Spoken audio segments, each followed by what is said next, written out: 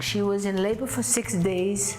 After the baby was out, they said that you have damage to your bladder, so go to Hargeisa or go to Addis Ababa. No repairs of the fistula attempted. A fistula is like a hole inside the vagina that goes right the way through to the rectum.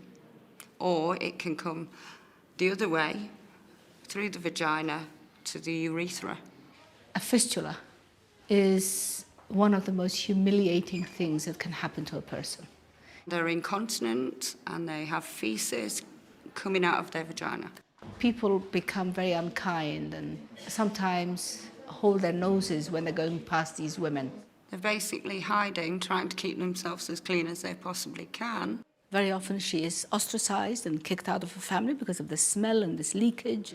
It makes these women lose hope and respect for themselves. You can see that she has torn urethra. You see that the urethra? Yes. Yeah, it's torn. The bladder is torn, the urethra is torn, torn vagina. She had 6 normal deliveries. Baby number 7 is the one that caused this. This is Dr. Ambaya, who's our specialist, and this is the second time Dr. Ambaya is operating in this hospital. 34 in the last camp that you did? Yes, 34 women in the last camp, yeah. And all successful.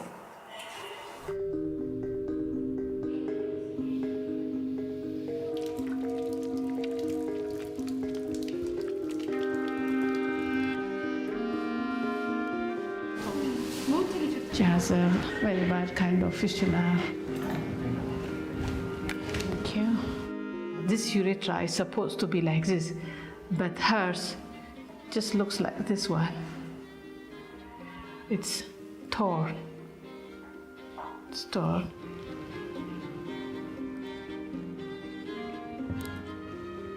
There is another hole to the bladder like this, and the bladder is completely detached from the torn urethra. Thank you. So what I did is I just mobilized this, dissect it and bring it forward, and then clean this area, and then connect this one with this one. Just like this. Repaired. And then this is closed again.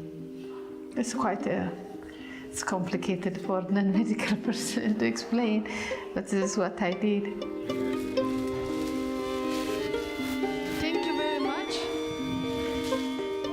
Are you tired? A little bit, yes.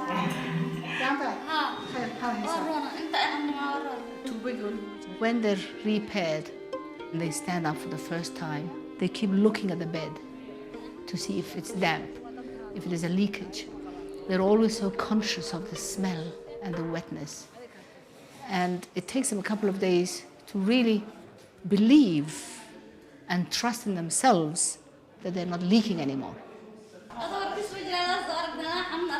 You'll have to give us a letter to say how long they should not be meeting up with their husbands again. And the doctor will give them that in writing. So the wound has time to heal.